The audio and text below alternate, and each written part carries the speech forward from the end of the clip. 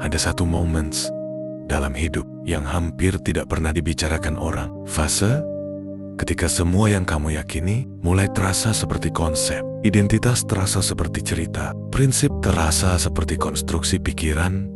Bahkan dirimu sendiri terasa seperti sesuatu yang dibuat-buat. Awalnya menakutkan karena manusia hidup dari pegangan, dari definisi, dari label tentang siapa aku.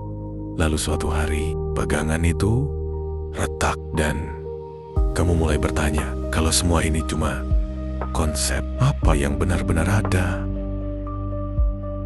Kebanyakan orang berhenti di titik ini. Mereka buru-buru mencari konsep baru, makna baru, teori baru, identitas baru, karena pikiran tidak tahan ruang kosong. Tapi kalau kamu tidak lari, kalau kamu berani diam sedikit lebih lama, kamu akan menemukan sesuatu yang aneh, sesuatu yang sebenarnya selalu ada, tapi selama ini tertutup oleh kebisingan pikiran, yaitu kehadiran. Bukan kata hadir, bukan ide tentang kesadaran, bukan konsep spiritual, apapun.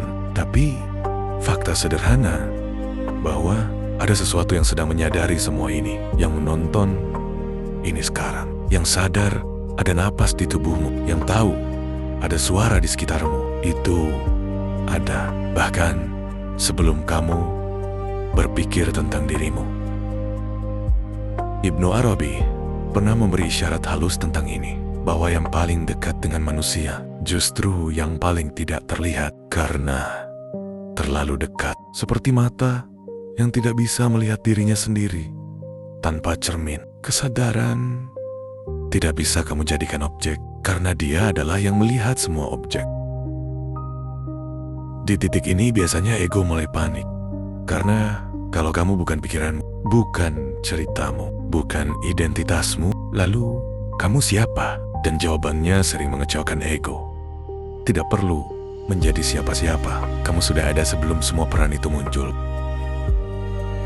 Menariknya, ketika manusia mulai menyentuh kehadiran ini, beban hidup justru berkurang. Bukan karena masalah hilang, tapi karena identitas yang tegang mulai longgar. Tidak harus sempurna, tidak harus benar terus, tidak harus jadi versi ideal, karena yang paling dasar darimu tidak pernah rusak sejak awal. Al-Ghazali menyebut perjalanan ini sebagai proses mengenal diri, yang ujungnya justru mengenal Tuhan, bukan lewat konsep, tapi lewat kesadaran langsung akan keberadaan bahwa aku ada, dan keberadaan itu bukan milikku sepenuhnya.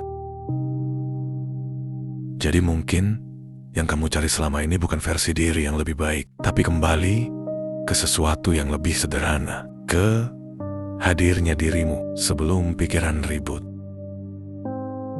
Dan kalau kamu mau jujur sekarang, coba berhenti sebentar, tarik napas, rasakan ada kesadaran yang tahu kamu sedang menonton ini. Itu dia yang tersisa ketika semua konsep runtuh.